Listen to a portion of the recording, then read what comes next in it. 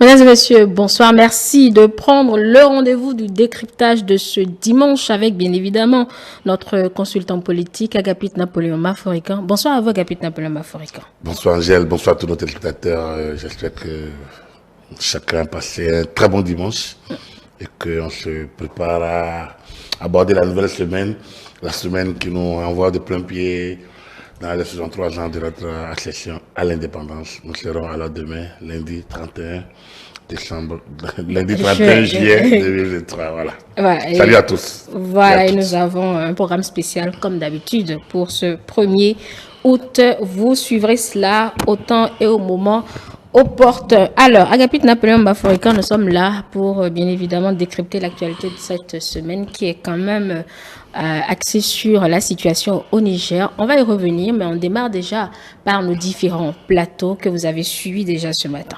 Oui, les plateaux étaient assez animés avec John Godonodosu qui a assumé, comme on peut le dire, pleinement assumé avec sa lecture de la situation, de la géopolitique actuelle aujourd'hui au niveau donc de la sous-région, une situation que je partage globalement, une analyse que je partage globalement. Comment pouvait-il en être d'ailleurs autrement? C'est un spécialiste de la question, une analyse pointue. Que les politiques, notamment les chefs d'État, les experts qui travaillent, ont besoin d'écouter de temps à autre. Et ensuite, au niveau du duel, on peut, à un moment donné, se demander où était le duel. Les points de vue convergeaient pratiquement. J'ai pu comprendre un peu que notre ami Antola Rukono a quand même des griefs contre le fonctionnement des partis politiques. Là également, à des proportions données, je suis obligé de le comprendre. Même si moi, j'estime que nous sommes dans une longue transition, je l'ai toujours dit, qu'elle doit prendre au minimum 10 ans. Ces partis sont nouveaux. Mais je comprends que ce qu'il dit est comme une sorte d'alerte. Parce que ça ne fonctionne pas. On ne lit pas. Alerte ou bien même détresse pratiquement, un désespoir. On ne lit pas le fonctionnement. Oui, ils sont nés en 2018. On est quand même en 2023. Ça fait déjà 5 ans bientôt. On est passé par les législatives, les communales, donc des députés, des maires, des conseillers. On est passé par la présidentielle, on est passé par les législatives. C'est logique maintenant que les gens commencent par faire le point. Et effectivement, quelqu'un d'engagé comme Ando Konou, qui occupe les plateaux, qui essaye de porter la vision des partis, du système. C'est vrai. Comme parfois on se désole en voyant que, bon, mais il est abonné, connu, comme on le dit, à des positionnements. La politique aussi, c'est ça, c'est des positionnements. C'est pas une affaire, comme on dit, la politique, c'est pas un jeu de gala. Non plus. C'est pas votre tête, c'est pas parce que votre tête. Mais il faut attendre son moment, n'est-ce pas? C'est pas que votre tête plaît particulièrement. Comment je suis militant politique, je suis militant pour être positionné. Présentement, je me suis inscrit dans aucune liste politique parce que je préfère faire mes analyses et peut-être faire fonctionner mon expertise ici ou là si c'est possible. Mais quand tu es militant d'un parti, c'est normal que tu aspires à être positionné. Et quand on regarde certains qui sont positionnés, on ne peut pas dire que le profil d'Ado Konou soit si nombreux que tant qu'il n'ait pas sa place ici ou là. Donc, je pense qu'il ne faudrait pas que la hiérarchie de son parti ou que l'état-major des partis prenne ça pour une sorte donc que les a jeté la pierre. Non, je pense qu'il il exprimait un mal-être personnel que beaucoup, peut-être au sein de ces partis, n'arrivent pas à exprimer. Et il est important que peut-être l'état-major des partis essaye de l'écouter et essaye d'analyser à l'interne. Vous savez ce qu'on appelle, il y a ce qu'on appelle l'analyse de l'état de satisfaction des membres. Oui. Lorsque vous êtes dans une organisation, moi je suis Lyon, et nous le faisons normalement tous les ans, et tous les 6 mois, on revient. Il faut analyser la satisfaction des membres. Mais est-ce qu'on en a le temps, vu que c'est une un parti politique, c'est quoi? C'est d'abord un démembrement local. C'est aussi un démembrement communal d'arrondissement. C'est un démembrement communal. C'est un démembrement de ville. C'est un démembrement maintenant de département. Donc, il faut créer le mécanisme. Et maintenant, c'est vrai, tout ne peut pas être fait de manière objective. Il y a parfois des choix qui sont subjectifs en parti politique, ce qui est logique. Mais parfois, il faut que certains choix soient objectifs. Il faudrait qu'on laisse le choix. Il faudrait que des militants qui vont au charbon qu'on leur accorde. Bon, moi, je vois parfois certains positionnements qui ne sont, à mon humble avis, si on regarde un peu en termes de mérite, il y en a d'autres. Maintenant, c'est vrai qu'il y a d'autres choix. D'autres éléments qui pèsent dans la balance. Il faudrait peut-être qu'une certaine communication interne au parti puisse permettre à ceux qui pensent qu'ils sont injustement traités, qu'on essaye quand même de leur expliquer. Voilà. Nul n'est méchant volontairement, dit-on. Mais il faut encore qu'une communication accompagne un peu le mot. Vous voyez, parfois, vous avez certains qui sont particulièrement arrogants, parce que, bon, voilà, ils pensent qu'ils détiennent la science infuse. Quand vous évoquez un peu la situation, ils vont vous se lancer dans de grandes rhétoriques, de montrer que vous qui ne comprenez absolument rien, et que c'est de la jalousie, et que c'est de l'impatience, et que c'est de non, on n'est pas encore là. C'est vrai. Toutes ces choses-là, toutes ces tas existent, c'est vrai, c'est vrai. Mais lorsqu'on est leader, je pense qu'on prend de la hauteur, on analyse et on enlève le bon gré de livret. Je pense que après 7 ans, 8 ans de rupture, on peut savoir qui est bon gré, on peut savoir qui est livré et essayer quand même d'ajuster ou de réajuster tant qu'on peut. Mais est-ce déjà tard pour ces personnes? Non, rien n'est tard. Bien, comme je l'ai dit, on est en transition. Pour moi, on est en transition. Pendant longtemps, on a connu la paupérisation des partis politiques. Aujourd'hui, les partis font l'expérience de la mise en commun. Donc, il y a plusieurs attentes ensemble. Justement, il y a trop d'attentes à satisfaire. Exactement. Donc, du coup, il faut faire un casting. Oui. En fait, les frustrations vont exister. En fait, c'est logique. Ce dont je parle, c'est la communication à l'interne. C'est un mécanisme de récompense, c'est-à-dire un mécanisme de gestion des cadres qui soit compris, un mécanisme mis en place de manière cohérente, ouverte, pour que les militants sachent comment on est récompensé, comment on est candidat, comment on postule. Maintenant, si vous êtes 5 et vous postulez, il faut laisser le choix aux décideurs de prendre le 5e, le 4e, le 3e, mais au moins vous êtes 5. Dans cette affaire, il y a le mentorat aussi, vous n'êtes pas à le savoir. Non, dans les choix, dans le choix de 5. Vous savez, sur le PAPB, sur le Parti de la Révolution populaire du Bénin, pour certains types d'élections, notamment au niveau des organes locaux de pouvoir d'État, ce qu'on appelle les collectivités locales, donc au niveau de la décentralisation, comme au niveau de l'Assemblée nationale révolutionnaire, les groupes socio-professionnels et confessionnels dégageaient 3. Mais ces 3-là ne sont pas dégagés sur le prisme du parrainage. Ils sont dégagés sur le prisme de démocratie populaire. C'est-à-dire que vous montez sur la chaîne, on fait votre procès, on vous dit ce qu'on vous on fait votre procès, on vous dit ce qu'on vous reproche et on vous éjecte. Donc, moi, j'ai assisté à un. Je me rappelle toujours parce que c'était la première fois que je faisais l'expérience. Je devais voter en tant que j'avais 18 ans, donc du coup, je vais participer à un avant la fin du système. Et donc, ça m'a fait plaisir de voir que les gens qui voulaient être délégués du quartier, à l'époque, donc, chef quartier, donc, sont obligés de monter sur une table et on leur fait le procès. On leur dit, donc, toi, tu es mais papa, c'est vrai, tu es si, mais on ne te voit pas souvent. Hein? C'est vrai, quand on vient te poser un problème, tu nous aides à régler, mais tu es toujours à côté de nous là. Non, on ne peut pas te prendre, tu peux pas régler le problème. Alors on dit, mais toi, tu es arrogant, tu es injurié tout le monde, et tu prends la femme des gens, tu n'as pas de gars, tes enfants sont des...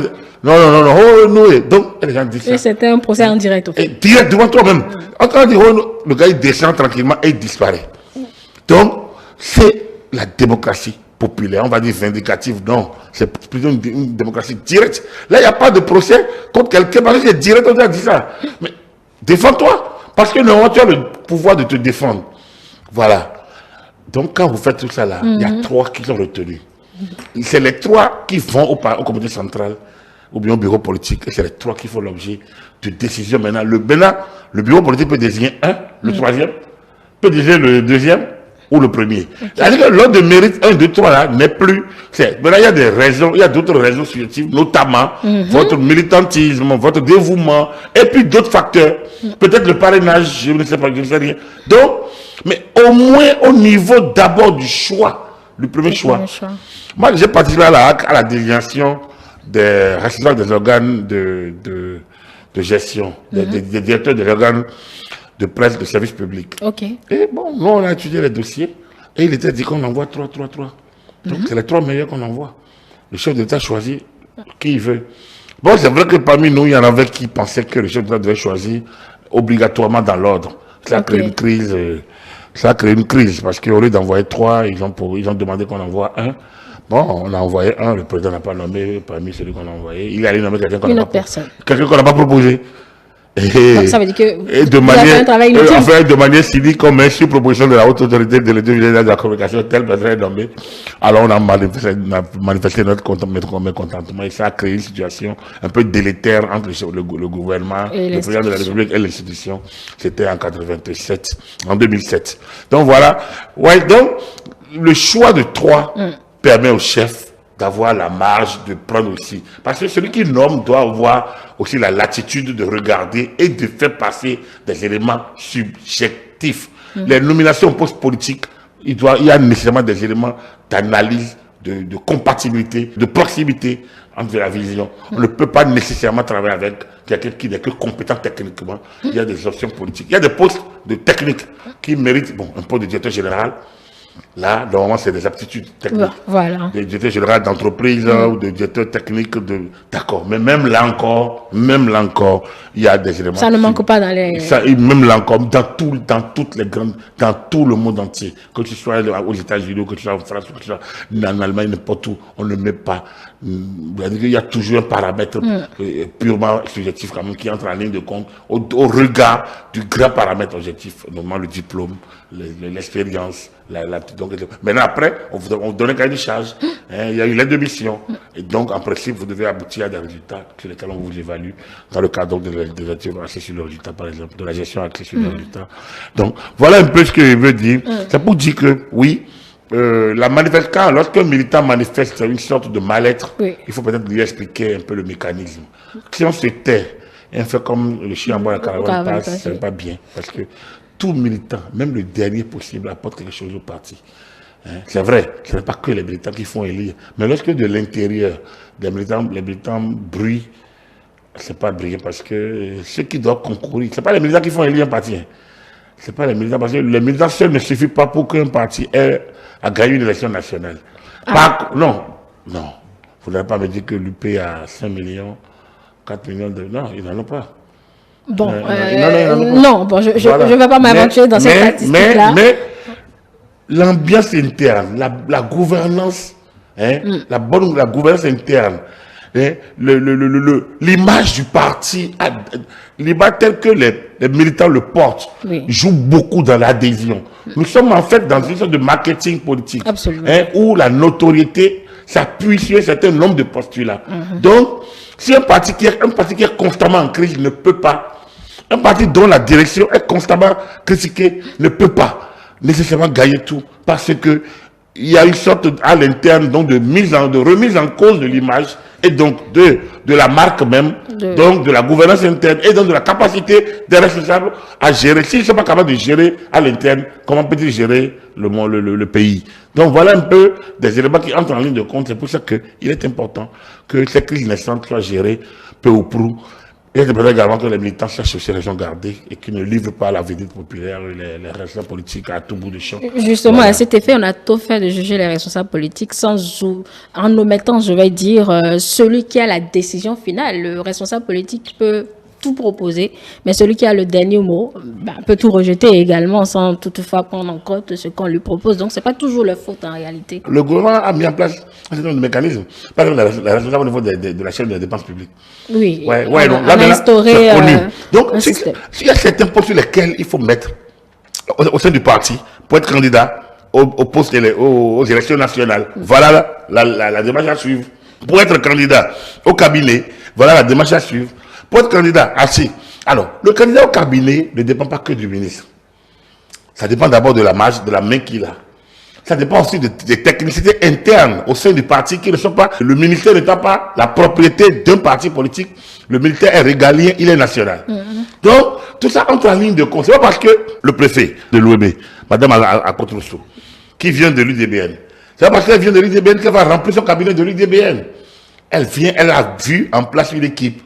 Oui. La loi lui donne peut-être, les textes réglementaires lui donnent quelques marges en matière de nomination. Elle va regarder, elle va équilibrer, elle va discuter avec son parti, elle va regarder son ministre aussi parfois. Donc, il y a des paramètres qui entrent en ligne de compte et qui ne sont pas nécessairement du fait du ministre ou de l'autorité qu'on a nommée. Parce qu'il y a beaucoup de demandes à l'interne. Des gens qui ont fait une expérience, mais qui ne sont pas militants, mais qui méritent aussi, quand même, et on ne va pas les sortir et positionner que des militants. Donc, quand tu es préfet et il y a 2000 personnes qui veulent être ton directeur de cabinet, je me rappelle, Albert Voyageur, c'était l'un des problèmes qu'il a eu lorsqu'il était nommé ministre. Il allait sortir Célestine Zanou, qui était dans un projet international parce qu'elle était à Dakar. Alors, le parti n'a pas aimé. Alors, tout ce qui était candidable, je pense que le ministre a dit, on peut nous dire un peu là-dessus aussi. Tout ce qui était candidable à ce poste, tout le monde s'est rué contre lui. Parce qu'on a dit, mais comment on a milité, il allait sortir un directeur de cabinet qui n'est pas du parti, une dame. Qui est venue de l'extérieur. Et comme c'est encore une dame, les interprétations. Ça ouvre encore. Donc, Albert a expliqué. Mais c'est un poste, cette politique. Mais j'ai besoin de m'appuyer sur une technicité. C'est sûr que les gens sont techniques. Mais si vous n'êtes que lié, si politiquement vous êtes trop lié aussi, parfois ça peut manquer de résultats. Oui. C'est une lecture, elle vaut ce qu'elle vaut. On peut croire, on peut ne pas croire. Mais elle tient. Moi, je l'ai soutenu en tant que jeune journaliste. J'ai estimé que ça tient. Et moi, j'ai beaucoup soutenu. Bon, évidemment, quand je dis jeune journaliste, moi, je suis un militant. Donc, je ne suis pas que journaliste, je suis un journaliste militant. C'est-à-dire que j'ai des positions et politiques sur lesquelles je ne peux pas aller au-delà. Donc, mon travail de journaliste s'appuie d'abord sur mes convictions. D'abord, je prends position parce que je connais le secteur, parce que j'adhère au secteur. Sinon, je ne m'aventure pas. Donc, du coup, j'ai estimé qu'il avait raison. Il y a plusieurs papiers d'opinion qu'on peut écrire. J'estimais que c'était un faux procès qu'on faisait au professeur Albert Voyageur à l'époque. Mais bon, ça a créé plein de problèmes. Ça a été à la base pratiquement de la scission, des problèmes qu'il a eu un ou 2 ans après. Okay. Lui, après Célestine Zanou, il y a eu Céline Canditionneau. Même c'était la même chose presque. Les gens estimaient qu'il fait venir les dames voilà, de l'extérieur du parti. Ça crée des... Donc, c'est dire que à l'interne du parti, je reviens encore, à l'interne d'un parti, il faut faire le débat. D'accord. À l'interne, le positionnement des cadres doit faire l'objet d'une procédure à l'interne et que ce soit ouvert. Mais après, le chef du parti, les responsables du parti, les élus du parti, doivent avoir aussi leur marge entre leur choix intrinsèque et là où ils doivent viser sur l'interne, c'est-à-dire le militantisme, un certain nombre de postulats internes pour pouvoir choisir certains cadres, ainsi de suite. Il faut trouver l'alchimie. Ce n'est pas facile, parce que c'est dans les deux camps. Parce que moi, on me nomme.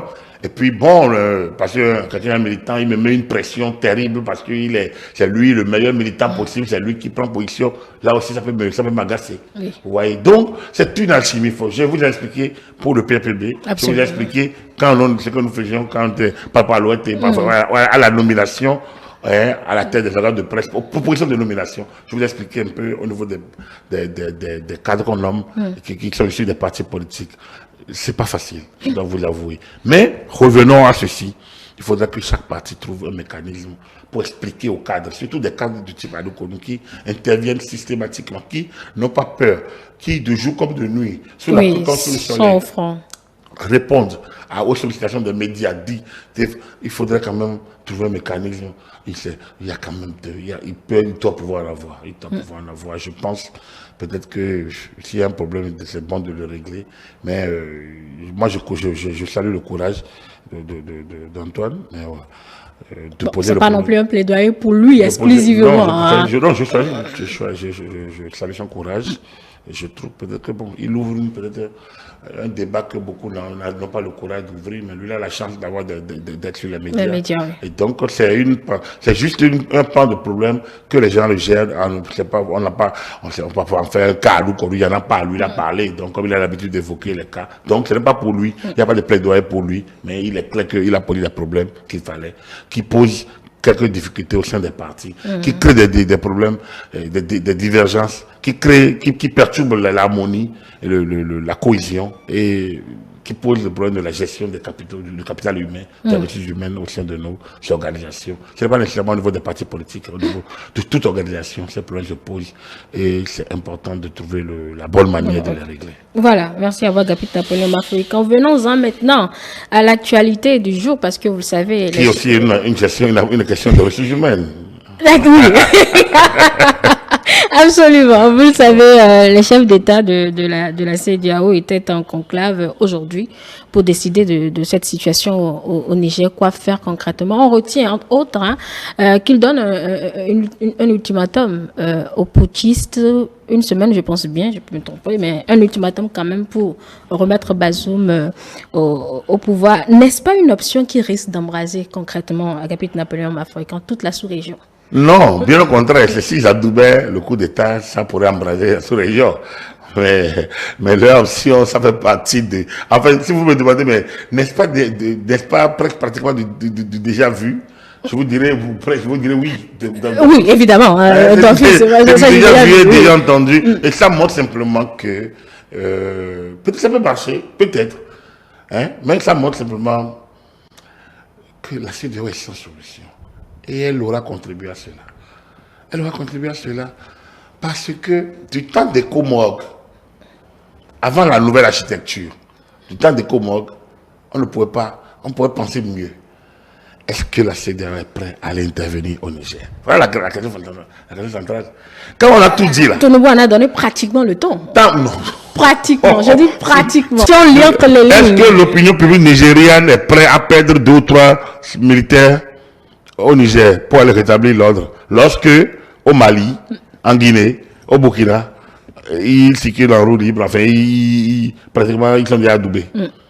Voilà la question. Pourquoi interviendrait-on à Niamey et pas à Conakry et à Bamako et autres? Voilà la question. Et si on le règle pas entièrement, on peut régler le problème nigérien. On peut remettre. La France est intervenue en Afrique, a remis Léon Ba en place, a remis même Idriss Déby en place en 2008, pratiquement en 2007-2008. Alors, a cautionné la transition non démocratique après la mort d'Idriss Déby, son fils qui est aujourd'hui à Niamey. Et il n'est pas légitimé, en tout cas pas à l'entrée au pouvoir, au Togo et autres. Donc, la France a légitimé certaines choses, hein, mais ça n'a pas réglé. Parce qu'elle ne peut pas régler les problèmes un peu. Le problème des coups d'État a été mal géré depuis 1990 qu'on est arrivé à imposer la démocratie prête à porter de YAP. Donc, ça a tourné les choses. Le Niger, mais ça ne peut pas surprendre. Le Niger est une terre fertile au coup d'État. Je vous ai dit ça là, c'est une terre fertile au coup d'État. Le Niger, c'est pratiquement tous les 5 à 10 ans un coup d'État. Depuis 1990. Hein? Le Niger, après la mort de Sédi Koundé, en 87-88, on a eu. Il faut bien parler rapidement. On a eu la période Ali Saïbou. Je pense que c'est peut-être la meilleure période possible parce que lui, c'était un chef d'État, disons, tranquille, quoi. Disons, il n'a rien demandé à personne et puis il a essayé de s'en sortir. Il a créé le MNSD, Mouvement National de la Société de Développement, qu'il estimait être le grand conglomérat pour tout le monde, une sorte de multipartisme à l'africaine. Bon, les gens lui ont dit non, il faut qu'on fasse un national à la béninoise. Il a accepté. Il a organisé, présidé par le professeur André Chefou, qui lui n'est pas un prélat. Donc, le Niger a fait son expérience. Il y a eu des élections. Le président Mahamadou a gagné les élections. Donc, il a gagné les élections en 93, 2 ou 3 ans après, les crises, les trucs, les cohabitations, machin, bref, ça fait que premier coup d'État. Okay. En 96. Mais ça arrive. Donc, Mahamadou n'a pas terminé son mandat. Mais ça arrive, peu ou prou, 3 ans après, lui-même, coup d'État contre lui. Ouais. Et on en est arrivé jusqu'aux élections qui ont fait venir le président Tandja. Tandja arrive aux affaires, il fait ses 2 mandats de 5 ans, il a envie de proroger, il y a un débat sur la révision et de la Constitution, 3e mandat, alors qu'il avait on avait eu l'impression qu'il a dirigé de main de maître et de manière démocratique le pays. Lui aussi, il s'est enlisé dans cette affaire de 3e mandat et il a été disons, balayé, comme on le dit vulgairement, par l'autre coup d'État. Je pense, par notre coup d'État en 2010. Oui. En 2010. Et voilà, par le colonel Djibo. Et avec le temps, ils ont fait leur transition. On est venu encore une autre. Et on en est arrivé à un autre pouvoir civil. Tu vois. Et là, cette fois-ci au moins, le président Issoufou. Voilà, Issoufou, lui, il a fini son mandat. Et il a passé le témoin. C'était quand même la première fois, tranquillement, que la transition se fait vraiment de manière douce, de civil à civil au Niger depuis 90. Ça fait quand même, ça fait plus de 30 ans. Depuis 93, voilà. Donc, c'est de dire qu'il y a déjà une sorte de velléité. Il y a une sorte de, il y a une situation, comme je le dis souvent, il y a un mal-être qui n'a peut-être pas été suffisamment analysé entre la classe politique et les militaires. Quelqu'un l'a dit, les militaires, c'est pas des enfants. C'est fini les sacs au dos qui montaient en grade. Aujourd'hui, c'est des intellectuels. Ils sont autant intellectuels que le président de la République qui est en place parfois. Ils ont peut-être fait plus d'études que lui parfois. Donc, les militaires, il y a un regard, j'étais sûr. Il y a une manière à les considérer. Il y a une manière à traiter le cas des militaires d'aujourd'hui. Donc, vous rejoignez notre invité de ce matin qui disait qu'il fallait associer... Absolument. Moi, j'estime qu'il faut, les militaires, il faut, ça se joue toujours en rapport de force. Eux, ils sont des Béninois. Ils sont des Nigériens. Ils sont des Maliens. Donc, on a les mêmes droits. Oui. Mais ce fait qu'eux, ils ont les armes. Vous n'avez pas. Ils sont légitimés par les armes qu'ils ont pour défendre. Oui. Vous n'avez pas. C'est leur arme de défense. C'est leur arme de défense. Et quand vous avez eu quelque chose de pouvoir pour vous défendre, même si c'est pour défendre la nation parfois. Justement, pas pour instaurer l'instabilité. Non, ça c'est d'accord, c'est le principe. Oui. Mais dans l'absolu, lorsque les repères sont cassés, on ne trouve plus, il n'y a plus de limites. Donc du coup, ce qui est pour le peuple, vous allez l'utiliser contre vous. Mathieu Kekoa dit qu'en 90, nous ne sommes pas en guerre contre les forces vives de la nation. Nous ne sommes pas ligués. Nous ne sommes pas livrés pieds et mains liés. Parce que déjà le forçait à utiliser l'armée du pays. Il dit non, on ne va pas l'utiliser. Mais il ne faut pas qu'on dise que nous sommes livrés pieds et mains liés. Parce que lorsque lui n'utilise pas l'armée, on estime que c'est un poltron. Ouais, donc, parfois, il y a cette situation-là. Mais je reviens à l'armée. Oui. L'armée aujourd'hui, c'est des gens qui ont fait le plus d'années militaires. La plupart qui ont fait des écoles de guerre au Sénégal, en France, en Belgique, en Allemagne. Donc, qui ont acquis des capacités de guerre, mais aussi des aptitudes civiles, des médecins. Donc, ils ont appris tout. Quand c'est comme ça, ils sont chefs de la défense. Je pense qu'il faut une politique de gestion militaire, de gestion de carrière, de gestion logistique. Il y a un regard à apporter sur eux, qui ne peut plus être le regard que les gens portaient sur le sac au dos, que le général de Gaulle portait sur les tirailleurs sénégalais. On ne peut plus considérer nos militaires comme des tirailleurs sénégalais parce qu'ils sont des intellectuels de haut niveau, ils sont de l'élite. Donc, certains pensent qu'on va les regarder, oh, toi vous êtes des militaires, vous n'avez pas droit au pouvoir. C'est pas comme ça. Mais au même moment, ils ne doivent pas liguer leur âme contre. Donc, il a manqué, peut-être. Oui, j'ai entendu dans les déclarations, on dit qu'il y aura une réunion des chefs d'État et majors. Il y en a eu tout récemment sur les questions sécuritaires, à Accra ou je ne sais pas. C'était important de créer cette conférence des chefs d'État-major qui permet, en dehors peut-être des civils, pour leur permettre de défendre, de discuter entre eux des questions et de remonter leur. C'est le John Godo l'a dit. Moi, j'étais en France lors du 14 juillet. Mais ce n'est pas seulement ce jour-là que ça se passe comme ça. Régulièrement, lorsqu'il y a une cérémonie officielle et solennelle, le chef d'État est accueilli par le préfet de police, par le chef d'État-major. Mais vous voyez comment ça discute. Comment ça. Chez nous ici, ça se fait, ça échange un peu. Mais dans les pays où vous ne pouvez pas échanger avec votre chef d'état-major de manière cohérente, ça pose un problème.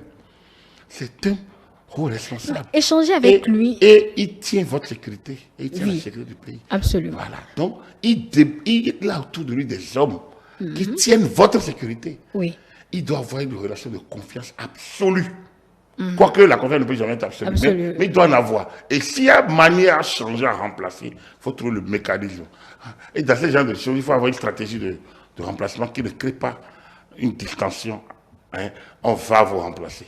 Quand vous dites à quelqu'un, je vais te tuer, on dit un homme prévenu en vaut deux. Donc, ça vous dit quoi?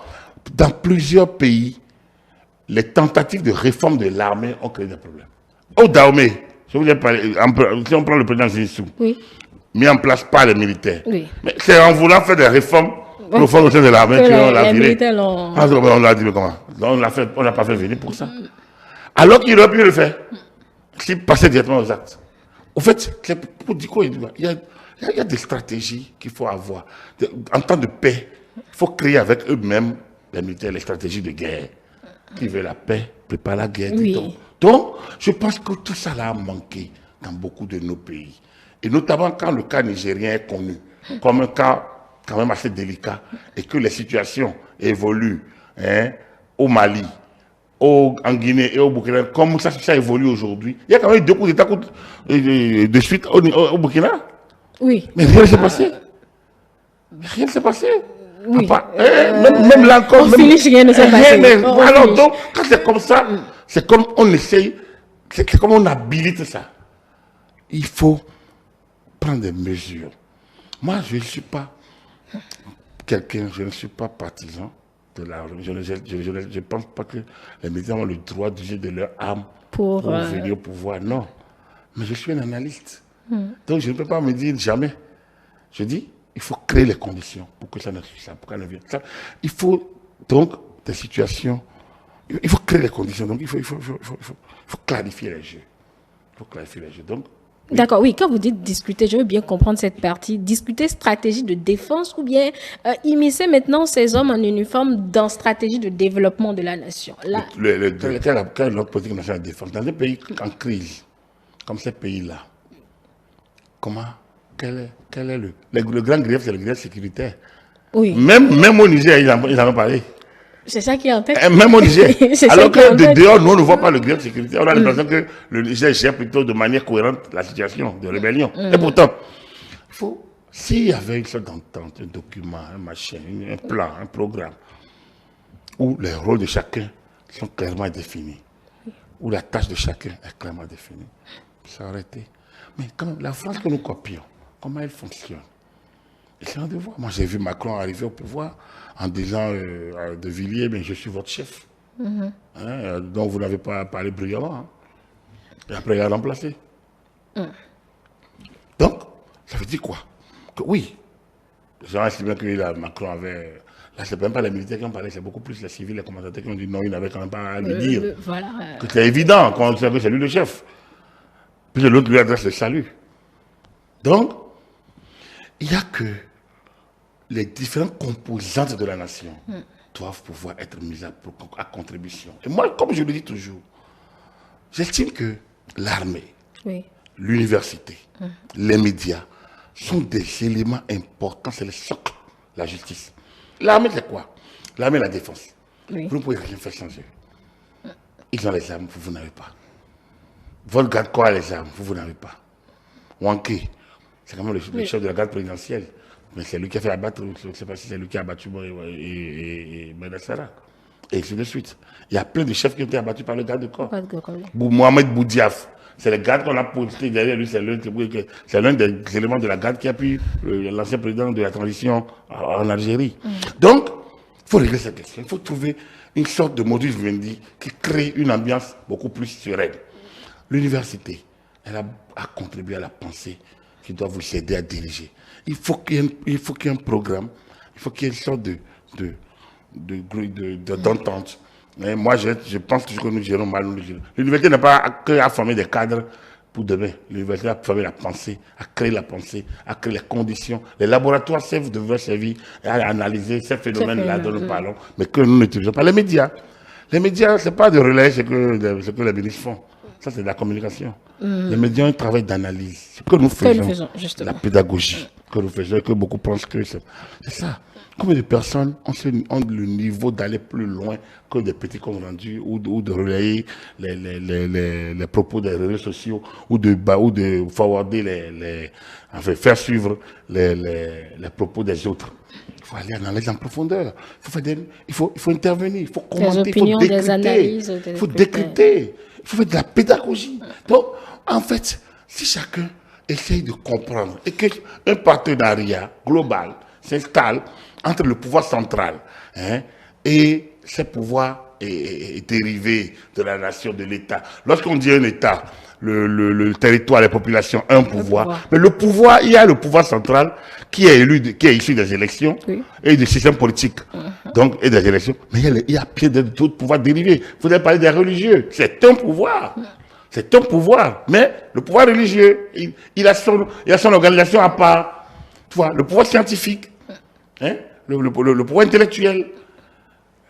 Il y a les pouvoirs d'argent. Donc, en réalité, le pouvoir militaire. Alors, lorsqu'on fait un ultimatum à des militaires, des civils font un ultimatum à des militaires pour dire qu'il faut quitter, ça pose un problème. Ça pose un problème parce que, c'est quoi les rapports de force aujourd'hui? Lorsque vous regardez aujourd'hui les rapports de force, à Niamey, vous voyez quoi? Un président qui est aux mains des mutins. Oui. Hein, je préfère parler encore des mutins parce que, bon, voilà, on estime que, bon, voilà, il n'a pas démissionné. Donc, bon, un pouvoir aux mains. Alors, mais rien que sa sécurité, ça suffit. Maintenant, est-ce qu'on a envie de faire des omelettes? Là, on casse les œufs. Est-ce qu'on est prêt à sacrifier sa sécurité?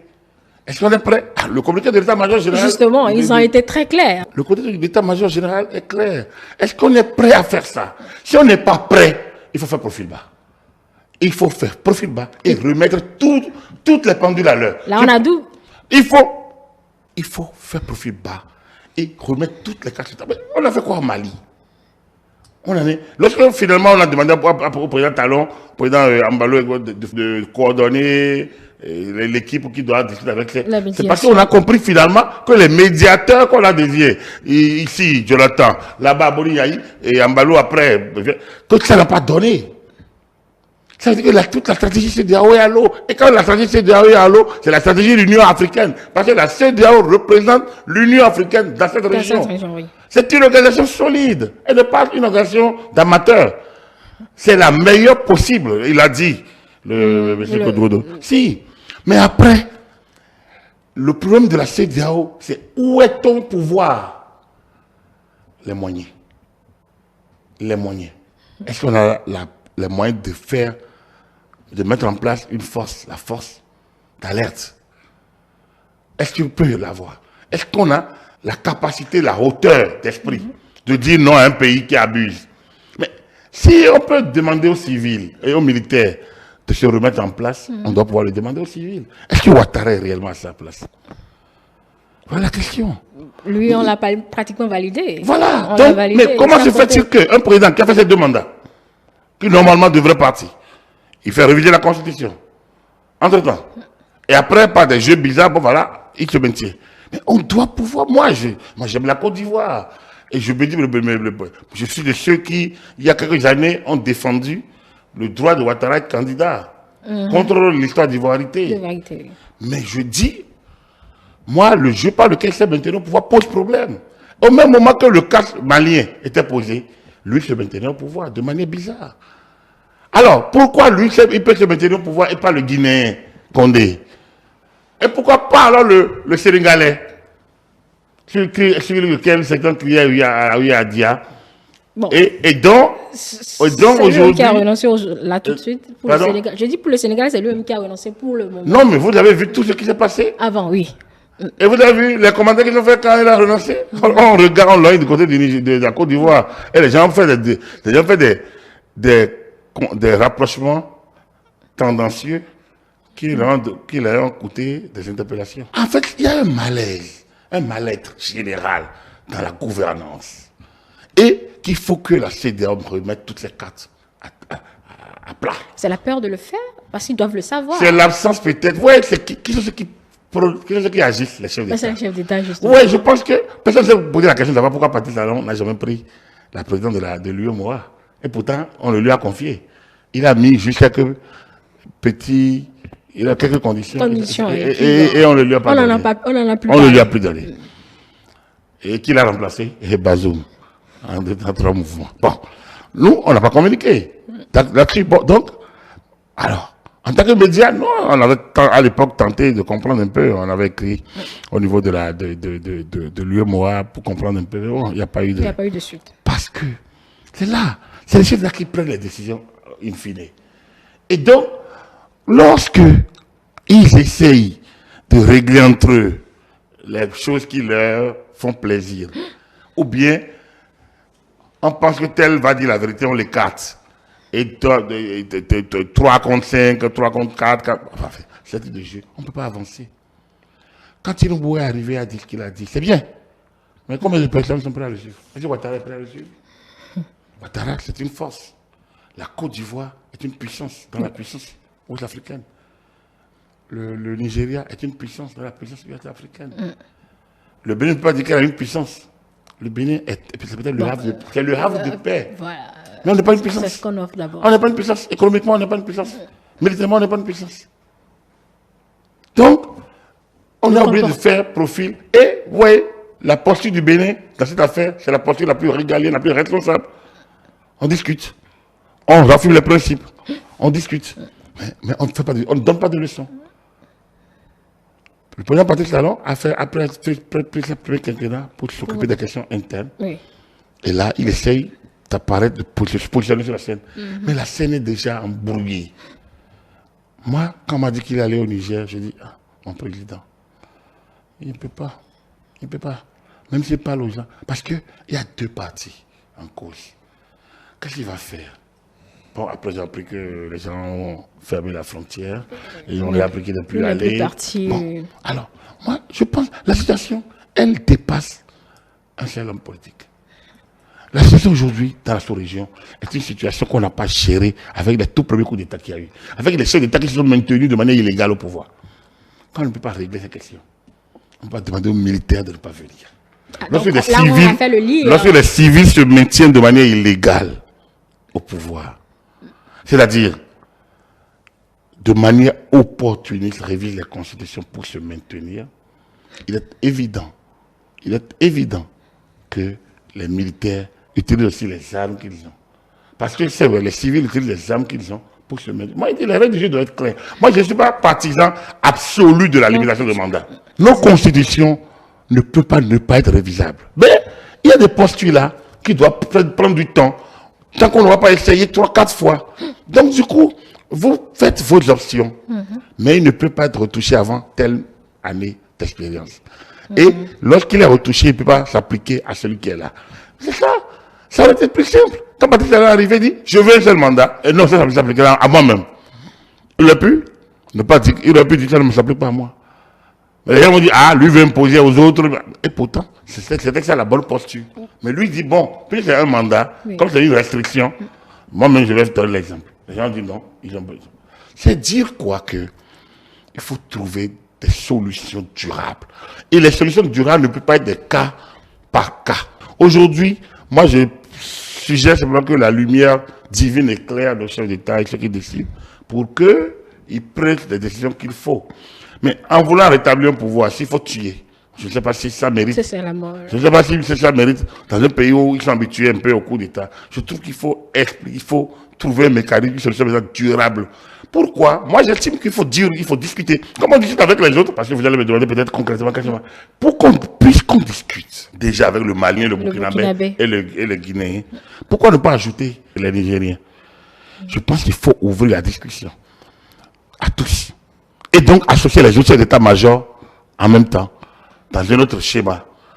Discuter avec ceux dont là où les militaires sont au pouvoir, discuter avec là où ce n'est pas encore le cas, et essayer de trouver des mécanismes pour que les civils reviennent au pouvoir dans les pays où les militaires sont au pouvoir. Donc, trouver durablement peut-être le mécanisme de restauration du pouvoir de Bazoum.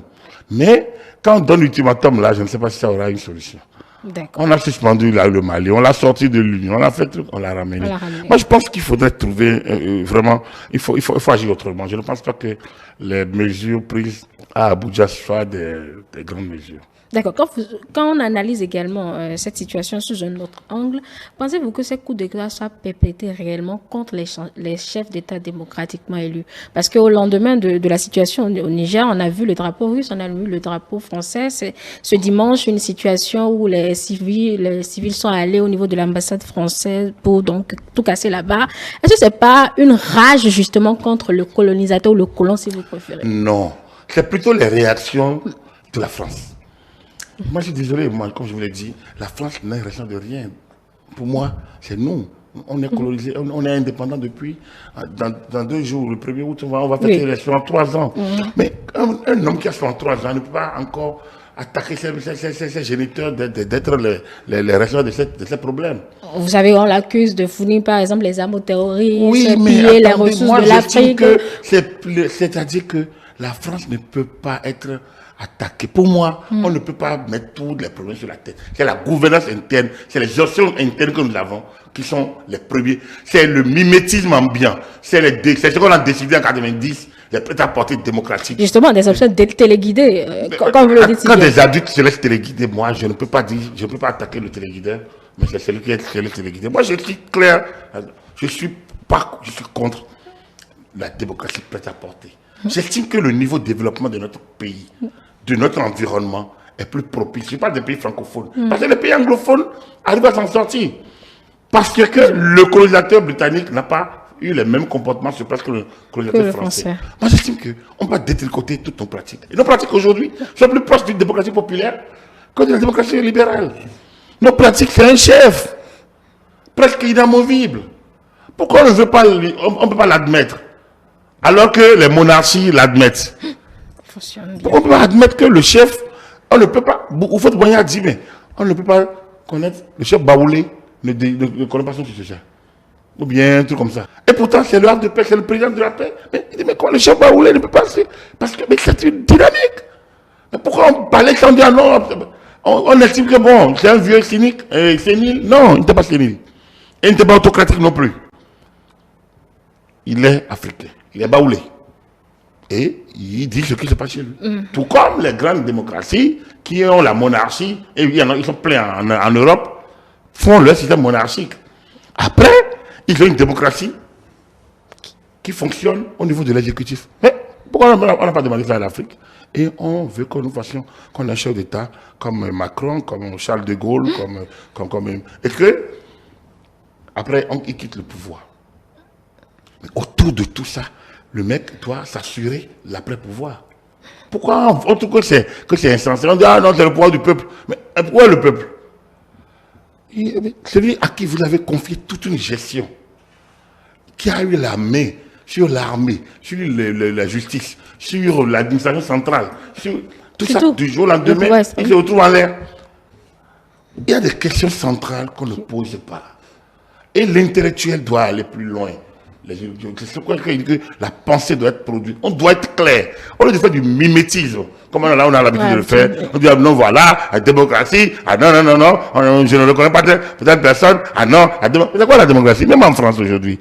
Est-ce qu'ils font vraiment la démocratie telle que Charles de Gaulle, tel que les Napoléons, tel que les marcheurs de la Bastille, ceux qui ont pris la Bastille en 1789? Est-ce qu'ils ont fait la démocratie exactement comme ils ont voulu? Non. Il n'y a pas une majorité au Parlement français depuis 1 an et demi. Et pourtant... Absolu. Donc, oui, il n'y a pas une majorité absolue. Donc, et le pays est dirigé. Donc, tout est relatif. Ce disant, nous devons repenser la gestion du pouvoir, la dévolution du pouvoir, le rôle des composantes, et dans l'armée. Moi, je pense que, loin d'adouber ce qui se passe à Niamey, il faut discuter avec ceux qui sont à Niamey.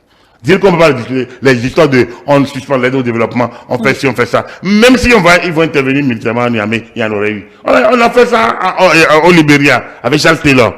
Mais après, les coups d'État ont repris ailleurs. Je pense qu'il n'y a pas les bonnes réponses. C'est les réponses, les problèmes, il faut les repousser à la manière dont la France a colonisé ces États.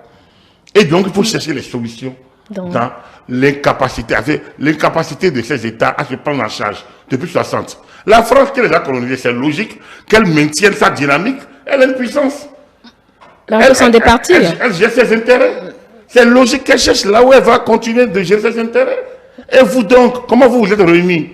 Mais les pensées unitaires au niveau donc de l'Afrique, l'Union africaine, la Confédération africaine, la Fédération africaine, le Conseil de l'Entente. Il y a plein de choses que l'histoire nous donne pour montrer comment on n'a pas été en mesure de le prendre en charge. Et les conférences de 90 sont venus On est allé à la boule et on est revenu avec fanfare en main. Il n'y a pas de développement, c'est la démocratie. Il n'y a pas de développement. Mais c'est quoi la démocratie? Et il y en a quand j'entends les gens dire que quand je vois, moi, je suis sidéré devant l'exemple de la Chine. Je le dis avec beaucoup, je suis sidéré devant l'exemple de la Chine et de beaucoup de pays qui font la démocratie populaire. J'ai été nourri par le discours, par le système du PAPB. Peut-être que les gens l'ont travesti, mais il y avait un fond de démocratie populaire et dans lequel j'ai évolué et qui me donne encore des raisons de croire que la meilleure démocratie pour éviter des coups d'État ne pas en finir, c'est peut-être de trouver la bonne alchimie. Je ne dis pas que ce soit nécessairement le système de la Chine, mais je dis que le Bénin a besoin. Notre armée, peut-être qu'on va finir par là, je ne peux pas ne pas évoquer l'armée béninoise. Oui, justement, ma question serait, est-ce que le Bénin doit craindre, vu que nous sommes aux portes du Niger? Beaucoup pensent à ça. Moi, j'ai eu la chair de poule lorsque, à la conférence nationale en 90, le colonel Vincent Guédodier a lu la déclaration de l'armée. Oui. Il était chef d'état-major de l'armée béninoise. Que l'armée prend ses distances avec la politique. Et depuis 90, ils ont tenu la promesse. Ça, moi, j'ai toujours dit, je l'ai déjà dit dans plusieurs interventions, l'armée béninoise mérite qu'on la célèbre. Qu'on la célèbre. Qu'on la célèbre une fois, de manière vraiment directe. Ce n'est pas le 1er août. Parce que c'est une armée de développement. C'est une armée patriotique. Une véritable armée nationale. Où des vérités pochistes ne sont pas. Il y a eu quelques. Même le Kouandété dont on a parlé. Oui. Il n'a jamais pris le pouvoir. Il était dans un groupe. Moi, j'ai lu, en par ces temps-là, de Jinsou, vous voulez voir dedans comme. Kouandété a joué le jeu. Mais il avait une certaine manière de fonctionner. Le général de Gaulle qui a pris le pouvoir 2 fois, on le lui a confié. Il n'est pas allé arracher le pouvoir. Les jeunes cadres de l'armée qui lui ont pris le pouvoir, c'est parce que le général était perdu à un moment donné. À chaque fois, ils ont tout remis le pouvoir. Même Mathieu Kérékou qui a pris en 72. C'est avec le soutien. Le discours programme, c'est le discours des jeunes. De 2 groupes d'ailleurs. Et toute la gouvernance de 1914 à 89, c'est avec des forces vives, des jeunes de l'époque. Donc, quand vous faites le point, l'armée béninoise a toujours été au service des civils. Mais est-ce que les civils sont toujours conscients? Voilà la question. À un moment donné, il y a 2 ou 3 ans, on a même appelé l'armée. C'est ça qu'il faut régler. Si on règle cette question en Afrique de l'Ouest et on essaie de mettre des moyens de développement au service de l'armée, on lui donne les garanties de son travail, on essaye d'avoir d'elle une allégeance et que les civils se disciplinent, je suis convaincu que nous n'aurons plus à avoir ces situations délicates. Je continue de le dire, la meilleure réponse n'est pas la force. Je pense que la meilleure réponse est dans le dialogue et dans les réflexions prospectives. Ça peut prendre le temps, mais la vie d'un pays, ce n'est pas 2 ans, 3 ans. La vie d'un pays, c'est en termes de centaines de siècles. Donc, il faut prendre le temps qu'il faut pour régler les problèmes. J'ai peut-être fini par cette citation de Mathieu Kérékou que j'ai utilisée il y a 1-2 fois, à la conférence nationale en 90. Lorsque on a lu le rapport de la commission constitutionnelle, la nuit du 26, et Kérékou dit, on a dit, lorsque le chef de l'État de transition ou le premier de transition veut être candidat, il doit démissionner. Kérékou dit, je viendrai encore. Il était déjà là, à 19h, lorsqu'il y a eu le rapport de la commission économique. À 22h, 23h, quand on a lu le rapport de la commission constitutionnelle, et on n'a pas de démission, il est revenu. Et quand il dit je reviens, moi j'ai des gens qui voulaient suspendre les travaux, le président Ontonji dit non, monsieur le président, au lieu de stopper à chaque fois que le chef d'État demande à venir, mais continuons, on n'a pas stoppé, quand il va venir. Quelqu'un a entendu ça.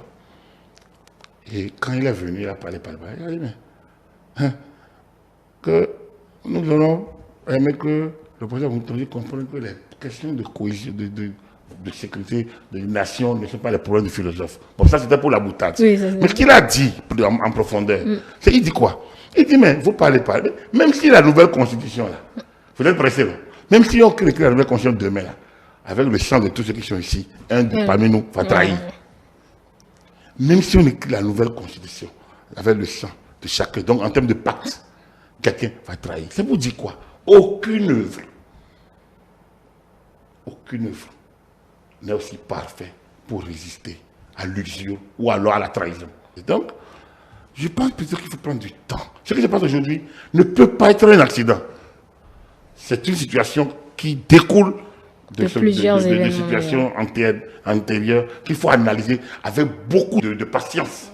Beaucoup. Le chef d'État, moi je pense plutôt que, je souhaiterais vraiment plutôt qu'ils analysent, ils essayent d'envoyer le ministère, donc d'ajouter le Niger à la mission, à la liste peut-être de Tinubu et de président Talon, et qu'ils discutent avec tout ce monde, qu'on leur demande un rapport, qu'on s'assure que Bazoum est en sécurité, et qu'on gère un peu de manière un peu plus différente, qu'il n'y ait pas de menaces. Je pense que les menaces n'arrangent rien, en fait. Rien, voilà. Le langage de violence ne nous avancera nulle part. Voilà, merci à vous, Agapit Napoléon Mafourican. On va suivre toujours cette actualité qui évolue pas à pas au fil du jour.